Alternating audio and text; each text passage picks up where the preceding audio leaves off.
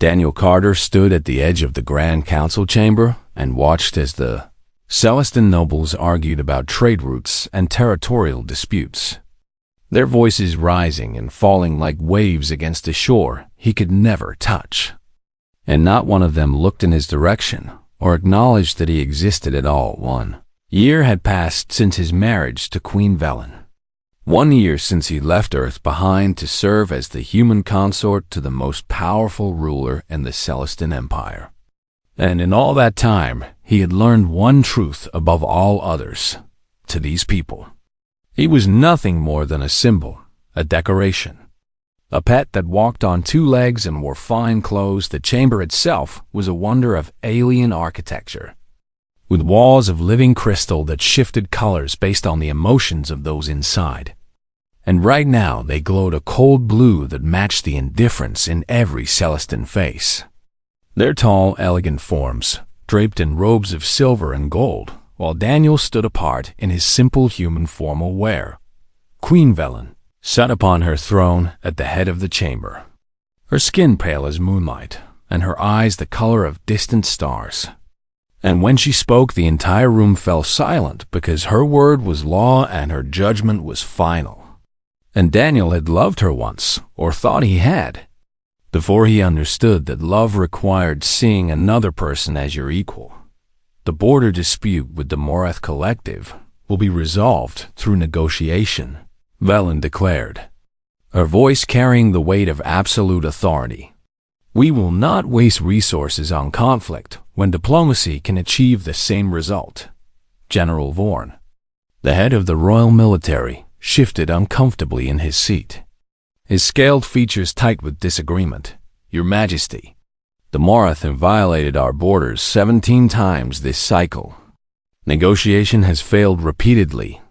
Daniel cleared his throat softly, and a few heads turned toward him with expressions ranging from surprise to annoyance, as if a piece of furniture had suddenly tried to join the conversation. If I may, Daniel said in a calm and measured voice. Earth dealt with similar border incursions from the outer colonies before unification, and we found that establishing a visible but non-aggressive military presence along disputed zones reduced violations by nearly 60% without requiring direct confrontation. The silence that followed was not the respectful kind that greeted the Queen's words, but rather the uncomfortable pause that comes when someone has committed a social error so profound that others do not know how to respond. Lord Kethros, a tall noble with sharp features and sharper ambitions, let out a soft laugh that echoed through the crystal walls. The human consort wishes to teach us about military strategy. How delightful. Shall we also ask the serving staff for their opinions on interstellar diplomacy? Several nobles chuckled at this, and Daniel kept his face neutral, even as something cold settled in his chest. Velen raised one elegant hand, and the laughter stopped immediately. Daniel, I appreciate your desire to contribute, but humans have been part of the galactic community for less than a century. The Celestin Empire has maintained peace for over 12,000 years. Perhaps it is best to leave such matters to those with proper experience. Daniel nodded once. Of course, Your Majesty. He used her title rather than her name, as he always did in public, because she had made it clear early in their marriage that familiarity would undermine her authority. And he had accepted this along with everything else because the alliance between Earth and the Celestin Empire was more important than his pride. After the council session ended, Daniel walked alone through the palace gardens, a vast space filled with plants from 100 different worlds, their colors and shapes so varied that it sometimes made his eyes ache to look at them. And he found a quiet bench near a fountain that sang in tones no human throat could produce. You handled that well, a familiar voice said from behind him. Daniel turned to see Ambassador Linda Hayes approaching, her gray hair pulled back in a practical style, and her Earth diplomatic uniform crisp despite the long day. And she sat beside him without waiting for an invitation, because they had known each other too long for such formalities. I handled it the way I always do, Daniel replied, by saying nothing and pretending it does not bother me. Linda studied his face with knowing eyes. How long can you keep this up, Daniel? I read your file before you took this assignment. I know who you were before you became the quiet consort who stands in corners and accepts insults with a smile. That man served his purpose, Daniel said quietly. And now I serve a different one, by letting them treat you like this? Daniel looked up at the alien sky, 3 moons hanging where one should be, and remembered a different sky filled with fire and falling ships. Remembered the weight of command and the cost of victory. Peace has a price, Linda. I am willing to pay it. Before she could respond, a young Celestine officer rushed into the garden, his face pale with fear. Ambassador, Consort Carter, you must come quickly. There is news from the outer territories. They followed him back to the palace, where chaos had erupted in the council chamber. Nobles shouting over each other while military officers rushed in and out with reports. And the crystal walls had turned a deep and angry red Valen stood at the center of it all. Her composure cracked for the first time Daniel could remember. How many ships? 30 warships of the Varax Dominion, Your Majesty, General Vorn reported grimly. They have entered the Cathara system and are moving toward the colony world. We have 200,000 citizens there. Daniel felt his pulse quicken at the name Varax, because even humans knew of the Dominion and their brutal methods, their complete lack of mercy. Their belief that strength was the only virtue worth having. Our nearest fleet is 12 days away, another officer added. The colony has minimal defenses. Lord Catharus stepped forward with a grave expression that did not quite hide the calculation in his eyes. This is a disaster, Your Majesty, and we must ask how our enemies learned of the colony's vulnerability. Perhaps someone has been sharing information with outside forces. His gaze slid toward Daniel. Just for a moment, but long enough for others to notice Daniel said nothing, because he had learned that silence was his shield in this place. But as he watched the fear spread through the chamber, he felt something stir in the depths of his mind, something he had buried long ago. And he wondered how much longer he could keep it contained.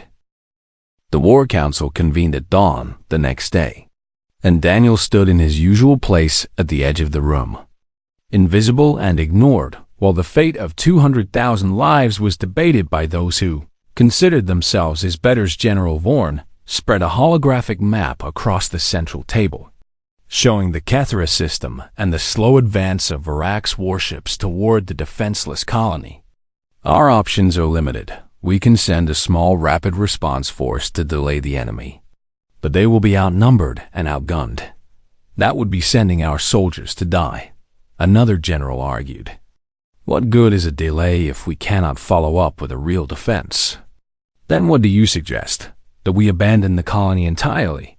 The argument continued, voices rising and falling in frustration and fear.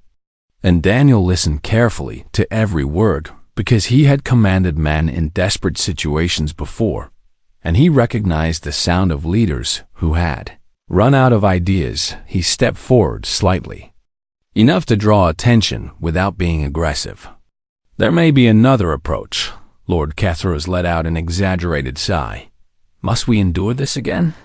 Your Majesty, surely we do not need the input of someone who has never commanded so much as a supply shuttle. Daniel ignored him and continued speaking. The Varax expect a conventional response because that is how the Celestine have always fought. But unconventional tactics can turn a numerical disadvantage into an advantage. On Earth, we called it guerrilla warfare. General Vorn frowned. We are familiar with the concept. Human. It is the strategy of the weak. It is the strategy of those who wish to survive, Daniel replied calmly. Use the asteroid fields in the Cathara system to hide small strike teams. Hit the Varax supply lines. Force them to spread their forces thin while the colony evacuates civilians to the underground shelters. Make them pay for every kilometer they advance. For just a moment, Daniel saw something flicker in Vorn's eyes. Something that might have been interest or respect, But before the general could respond, Valen's voice cut through the chamber. "Daniel, that is enough." He turned to face his wife, his queen, and found her watching him with an expression he could not read. "You mean well," she said in a tone that made it clear she believed no such thing. "But you do not understand Celestin warfare. We do not hide in shadows and strike from ambush like frightened animals. We meet our enemies with honor and dignity. Please leave the council so that those with experience may work without distraction." Daniel held her gaze for a long moment, searching for any sign of the woman he had married, any hint that she valued him as more than a political tool. But he found only cold dismissal. "As you wish, Your Majesty," he said quietly, and he walked out of the chamber with his back straight and his face empty of emotion. The palace memorial garden was quiet at this hour, filled with monuments to Celestin heroes from centuries past, warriors and leaders whose names were spoken with reverence even now. And Daniel found a secluded corner where no one would see him and sat down heavily on a stone bench. He stared at his hands, the hands that had once held the controls of a warship, that had signed orders sending thousands of soldiers into battle, that had built something from nothing during the darkest days in human history. "I promised I would be patient," he whispered to himself, to the ghost that lived inside his memory. "I promised I would give them a chance to see us as equals, but they do not want to see. They want to believe we are less than them, because it makes their world simpler." He thought of the soldiers he had lost during the Krix invasion, young men and women who had trusted him to lead them through an unwinnable war. And somehow they had won. Somehow they had pushed back an enemy that should have destroyed them. And the cost of that victory still woke him some nights in a cold sweat. Ambassador Linda found him there an hour later, her face drawn with worry. "Daniel, we have a problem." "Only one?" he asked with a bitter smile. "Kethros is moving against you," she said urgently. "He has presented evidence to the council claiming that you have been sending secret communications to the Varax, that you are a spy planted by Earth to weaken the Empire from within." Daniel closed his eyes. "What evidence?" "Fabricated communications logs, testimony from servants he has bribed. It is all false, but it is convincing enough to raise doubts, and in a time of crisis, doubts become certainty very quickly. Does the Queen believe it?" Linda hesitated, and that hesitation told Daniel everything he needed to know. "She has summoned you to answer the accusations," Linda said softly. "I am sorry, Daniel. I know you came here in good faith." He rose from the bench and straightened his clothes. "Then I will answer them." The council chamber was packed when he returned. Nobles and military officers gathered to witness the spectacle of the human consort being accused of treason. And Lord Kethros stood at the center with a satisfied smile that he did not bother to hide. "Consort Daniel Carter," Kethros announced loudly, "you stand accused of conspiracy with the enemies of the Celestin Empire. How do you answer these charges?" Daniel looked at the fabricated evidence displayed on the holographic screens, looked at the faces of those who had already judged him guilty, looked at his wife, who sat upon her throne with an expression of stone, and he answered simply, "I am not a traitor, that is all." Kethros laughed. "No defense, no explanation, no righteous anger at being falsely accused? Perhaps because the accusations are true?" "I have no need to defend myself against lies," Daniel said. "Those who wish to believe them will believe them regardless of what I say." Vellum leaned forward. "Daniel, this is serious. If you have something to say in your defense, now's the time." He met her eyes and saw no faith there, no trust, only political calculation about how this situation would affect her power. And something inside him grew very cold. "I have nothing more to say." "Your Majesty." The chamber erupted in whispers and murmurs, and Kethros raised his hands triumphantly. "You see? His silence condemns him. I demand that this human spy be arrested and held for proper judgment." Before Valen could respond, a young officer burst into the chamber, his face white with terror. "Your Majesty, the Varax fleet has accelerated its approach. They destroyed our orbital defenses 3 hours ago. The colony is under attack, and we cannot reach them in time." In the chaos that followed, Daniel stood alone and unmoved, watching the fear spread through the room like poison through water. And he made a decision that would change everything. He turned to Ambassador Linda, who stood near the doorway, and spoke in a voice meant only for her. "Send a message to Earth Command, authorization code Ironwall 77 Delta. Tell him I am calling in every favor I am owed." Linda stared at him with wide eyes. "Daniel, are you certain? If you do this, there is no going back to being invisible." "I know," he said. And for the first time in a year, he allowed the weight of who he truly was to settle onto his shoulders. "Tell the Queen that her consort requests permission to address the Council one final time."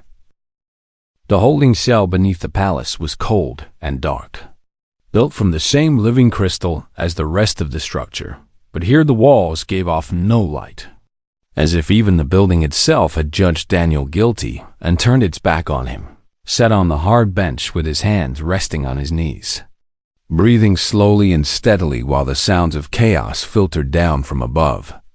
Muffled shouts and running footsteps and the distant wail of emergency alarms as the Celestine Empire faced a crisis it could not solve. 2 guards stood outside his cell, their faces hidden behind ceremonial helmets, and they had not spoken a single word to him since dragging him from the council chamber at Lord Kethrust's command, treating him like a dangerous criminal rather than the consort of their queen. Daniel did not blame them for following orders, because soldiers followed orders, and he understood that better than anyone. But he allowed himself to feel quiet sadness at how easily the Celestine had believed the worst about him simply because he was human. Through the walls he could hear fragments of conversation. Officers discussing the desperate situation at the colony. 200,000 civilians trapped on a world with no defenses, while Varax warships rained fire from the sky. And the Celestine fleet was still days away, with no hope of arriving in time. "They are all going to die," one of the guards muttered to the other, forgetting or not caring that Daniel could hear them. "The Varax do not take prisoners. They do not negotiate. They simply destroy." "Quiet," the other guard hissed. "We should not discuss military matters in front of the prisoner." Prisoner, Daniel thought, was something that was not quite amusement. "A year ago, I was the consort of the Queen, husband to the most powerful woman in the Empire. And now I am a prisoner awaiting execution for crimes I did not commit." He closed his eyes and let his mind drift back through the years, past his time as a diplomat and a political symbol, past the quiet years after the war when he had tried to forget who he was, all the way back to the flames and the thunder and the terrible, beautiful chaos of battle. He remembered standing on the bridge of the carrier, relentless as Crick's fighters swarmed through the Sol system. Remembered giving orders that sent young pilots to their deaths. Remembered the weight of knowing that if he made one wrong decision, then humanity itself would cease to exist.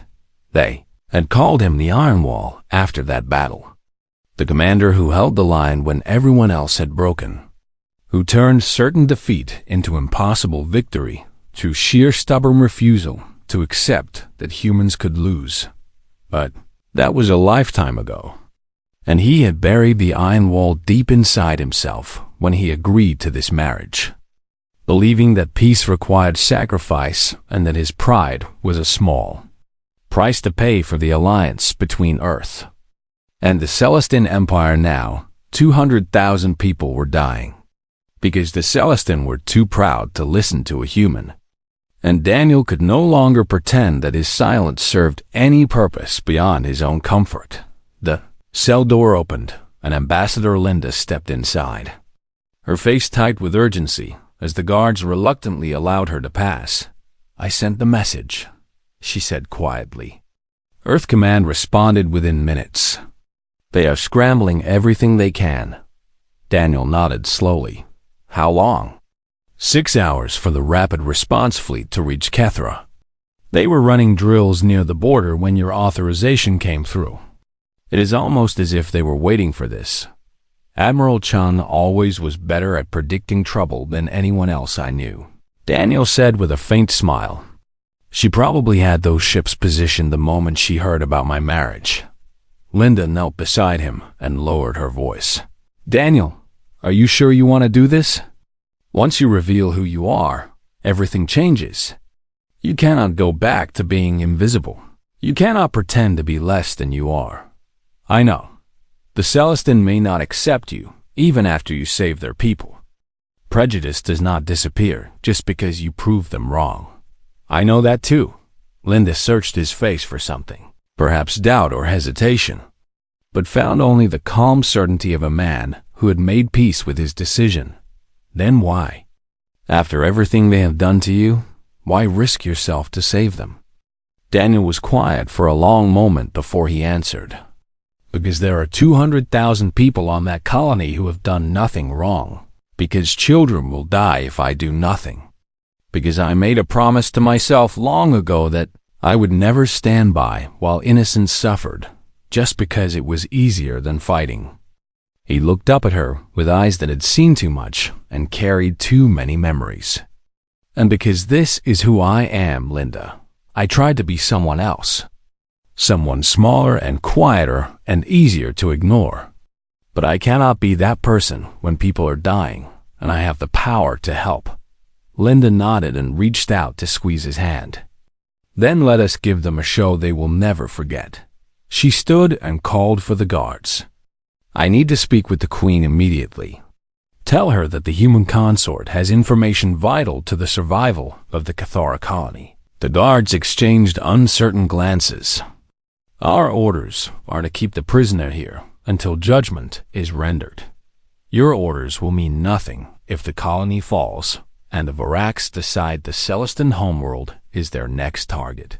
Linda said sharply, Would you like to explain to your queen why you prevented her from hearing information that could have saved 200,000 of her people? Reluctance warred with fear on their faces, and fear won as it usually did. Very well. We will send the message. 20 minutes later, the cell door opened again, and a squad of royal guards marched in, their weapons drawn and their expressions grim. The prisoner will come with us, the lead guard announced. The Queen has agreed to hear his final statement before judgment is rendered. Daniel rose from the bench and allowed them to place restraints on his wrists. The cold metal a strange comfort after so many months of invisible chains. And as they led him through the winding corridors toward the council chamber, he felt something shift inside himself. The man who walked these halls now was not the quiet consort who had accepted insults with a smile, not the political symbol who had hidden his true self behind a mask of humble obedience. The Iron Wall was waking up. And the Celestin Empire was about to learn why that name had once made enemies flee and allies take heart at the entrance to the council chamber.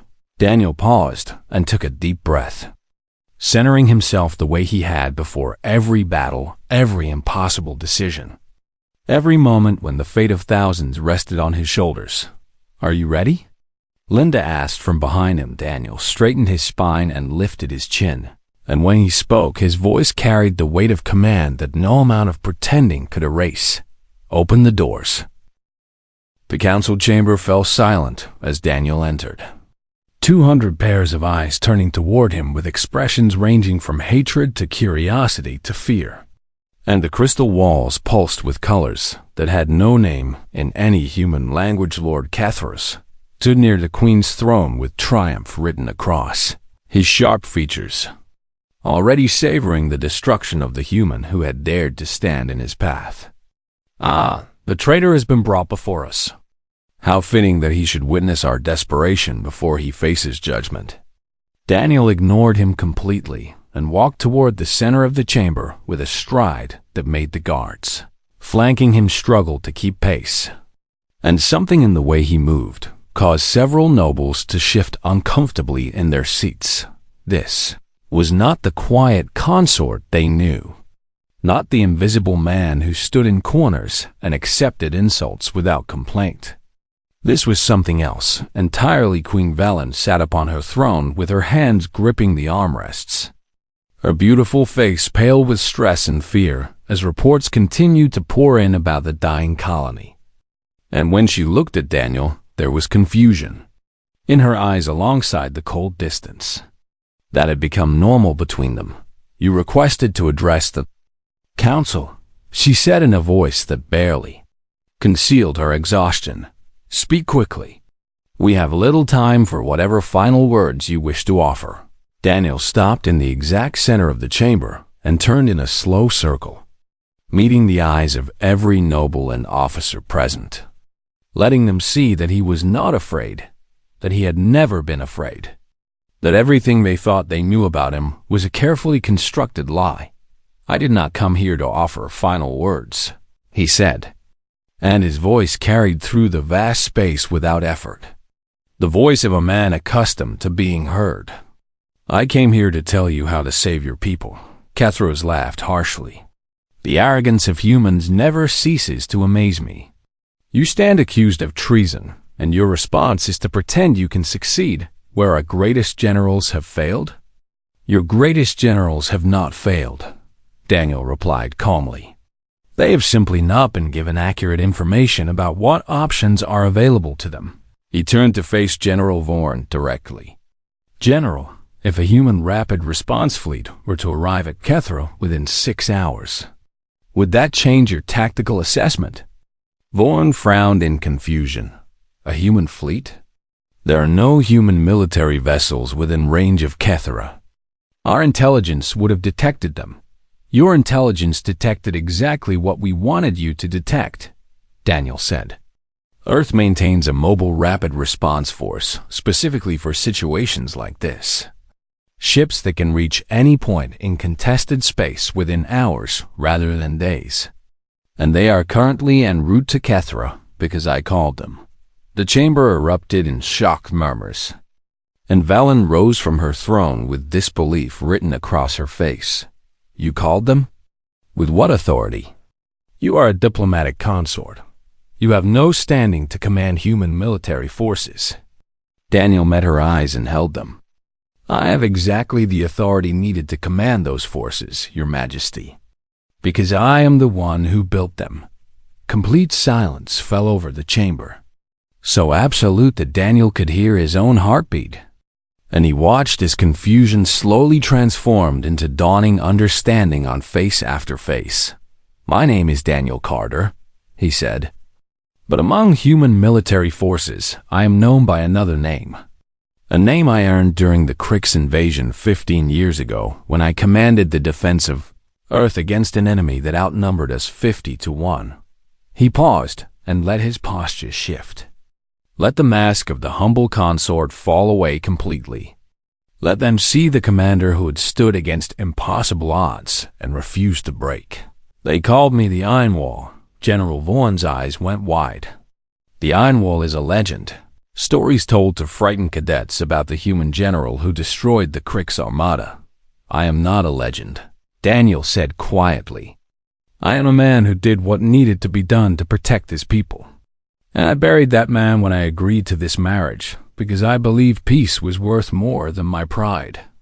I believed that if I made myself small enough, invisible enough, the alliance would grow strong, and our peoples would learn to see each other as equals." He turned to look at his wife, and for the first time she saw something in his eyes that made her breath catch in her throat. "I was wrong."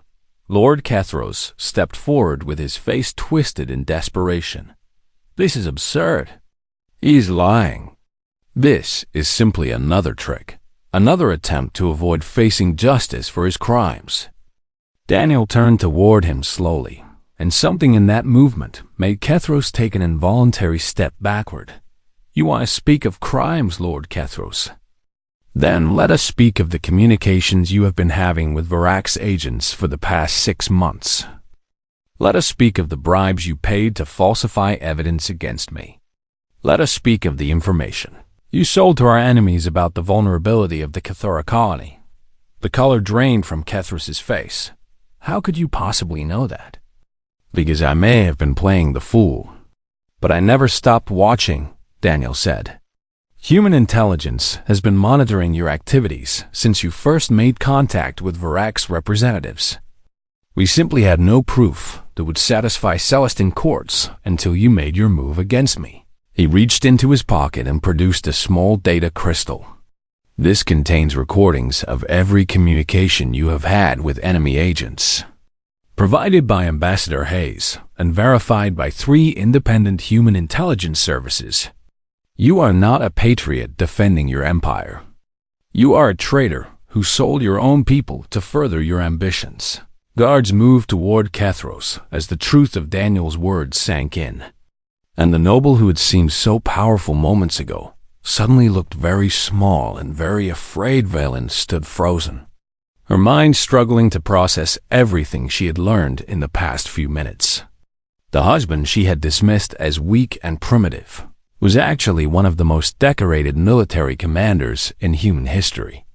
And she had spent a year treating him like a servant. Daniel, she whispered. And it was the first time she had used his name since their wedding day. Why did you never tell me? He looked at her with eyes full of old pain and new resolve. Because I wanted you to succeed on your own terms. Because I did not want you to live in the shadow of my reputation. Because I hoped that, if I was patient enough, you would eventually see me as a partner rather than a burden. He stepped closer to her. Close enough that she could see the depth of everything he had hidden. I was a fool to think love could grow where respect did not exist. The words hung in the air between them, heavy with truth and regret. But that is a conversation for another time, Daniel said, turning back to face the council. Right now, there are 200,000 people waiting to die. I have a fleet ready to save them. The question is whether the Celestine Empire will fight beside us or stand in our way. He looked at Velen one final time. The choice is yours, Your Majesty. The bridge of the Celestine flagship hummed with tension as 2 fleets prepared to fight as one, human destroyers taking position alongside. Celestine cruisers, while fighters from both species, formed mixed squadrons that would have seemed impossible just hours ago. Daniel stood at the tactical display beside General Vorn, both men studying the enemy formation with the calm focus of veterans who had seen worse odds and survived. And around them, officers from 2 different worlds worked together with an efficiency born of desperation. The Varax have positioned their heavy cruisers in a standard defensive formation around the colony. Daniel observed. They expect us to attack directly into their strongest point. Vorn nodded slowly, his earlier dismissal of human tactics completely forgotten. And you propose we do something else.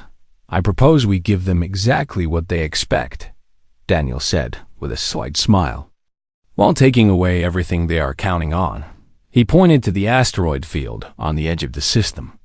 Send the human stealth frigates here. They will disable the Varax sensor network while appearing to be nothing more than debris drift. Meanwhile, the main fleet will make an aggressive approach that draws all enemy attention forward. And when their sensors fail, then your fastest ships hit their supply vessels while they are blind. A fleet without fuel and ammunition is just expensive wreckage. And the Varax will have to choose between chasing your raiders or defending against our main assault. Vorn studied the plan in silence for a long moment, then turned to look at Daniel with something that might have been respect. This is the strategy you suggested in the council chamber. The one we laughed at, guerrilla tactics, Daniel agreed. The strategy of those who wish to survive. The general straightened and offered a formal Celestine salute. I owe you an apology, Commander Carter. We judged you by your appearance rather than your abilities. And our arrogance nearly cost us everything. Daniel returned the salute in human fashion. Save the apology for after we win, General. We still have a battle to fight. The next 3 hours were chaos and fire and the desperate mathematics of warfare. Ships exploding in silent fury across the void, while pilots from two species flew wing to wing against a common enemy. And through it all, Daniel stood at the center of the storm and gave orders with the calm certainty that had earned him. His legend of Varax fought with their usual brutality, but they had expected to face a demoralized enemy, not a unified force led by a commander who had broken fleets before when the human stealth frigates struck their sensor network. The enemy formation dissolved into confusion, and when Celestin raiders tore through their supply line, the confusion became panic. And when the combined fleet hit their weakened center with everything they had, the panic became rout by the time the last Varax ship fled into hyperspace, leaving burning wreckage scattered across the Cathura system. The colony below was battered but alive. 200,000 people who had expected to die now looking up at a sky full of saviors. Daniel allowed himself one moment of relief before turning to the communications officer. Contact the colony, begin evacuation of the wounded immediately, and tell them the Celestin Empire has not abandoned them. Beside him, General Vorn shook his head in wonder. 3 hours. We destroyed a superior force in 3 hours with minimal losses. I've never seen anything like it. You have never fought alongside humans before. Daniel replied simply. The return to the homeworld was a parade of triumph. Crowds gathering in the streets to celebrate the salvation of Cathura. And for the first time since his arrival, Daniel walked through those streets with his head held high, while people who had once looked through him now looked at him with awe. Lord Cathros was tried for treason before the week was over. The evidence Daniel had provided leaving no room for doubt. And the noble who had once called Daniel a pet was sentenced to permanent exile on a prison world at the edge of known space. Daniel watched the sentencing from the gallery without satisfaction, because revenge had never been what he wanted, only justice. And justice had been served. That night Queen Velen found him in the memorial garden where he had spent so many hours alone, sitting on the same bench where he had once told Ambassador Linda that peace had a price. May I join you? She asked quietly. Daniel gestured to the empty space beside him, and she sat with none of the regal distance that had always separated them before. I do not know where to begin, she admitted. I have spent a year treating you as less than nothing, dismissing your wisdom, ignoring your pain, allowing others to insult you without consequence. And all the while you were carrying a burden I cannot even imagine. I chose to carry that burden, Daniel said. I could have revealed my past at any time. I could have demanded respect or threatened to end the alliance. But I wanted to believe that you would eventually see me for who I am without needing to be impressed by my history. That was foolish, Velen said softly. Yes, it was. She turned to face him fully, and in her eyes he saw something he had stopped hoping to find. Genuine remorse and the first fragile stirrings of real respect. Daniel, I cannot undo what I have done. I cannot take back the words I spoke or the wounds I caused.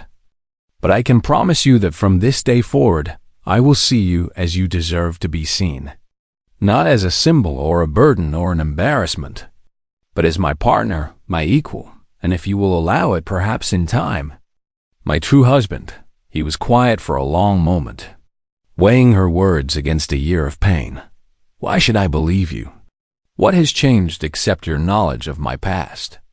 Everything, she admitted. I watched you today. Not on the battlefield, but in the council chamber. I saw you face accusations of treason without fear, reveal truths that could have destroyed you, offer to save people who had done nothing but mock you. And I realized that I had married an extraordinary man and been too blind to see it. She reached out and took his hand, her fingers trembling slightly. You said that love cannot grow where respect does not exist. I understand that now, so let me earn your respect the way you tried to earn mine. Let us start again as equals. Daniel looked at their joined hands. hers pale as starlight and his weathered by years of service. And he thought about the choice before him. The easy path of bitterness and the harder road of forgiveness. I am not the quiet consort anymore, he said finally. I cannot pretend to be less than I am. I would never ask you to. He met her eyes and saw no deception there. Only hope and fear, and the beginning of something that might someday become real. Then let us start again, 1 month later. In a ceremony broadcast across both human and Celestin space, Queen Velen formally acknowledged Daniel Carter as her co-ruler and partner. Not a consort, but a king. Not a symbol, but a leader. Ambassador Linda watched from the crowd with tears in her eyes as Daniel stood beside his wife and addressed the gathered people of 2 worlds. Today, we do not celebrate a victory of war, he said, his voice carrying across the vast chamber. We celebrate a victory over our own blindness, our own prejudice, our own fear of those who are different from us. Humanity and the Celestine Empire fought as one against a common enemy. And in doing so, we proved that our alliance is not merely political, it is personal. He turned to look at Velen, and she smiled at him with warmth that had been absent for far too long. We are stronger together than we could ever be apart. In the years that followed, historians would mark this moment as the true beginning of the human-Celestine alliance. The day when 2 people stopped tolerating each other and started truly working together. And they would tell stories of the Einwall who became a king, the soldier who chose peace, the man who stood silent while the world mocked him, and then stood tall when the world needed him most, and in quiet moments. When no one was watching, Daniel would smile and know that some battles were worth fighting, and some silences were worth breaking, and some loves were worth the price of patience.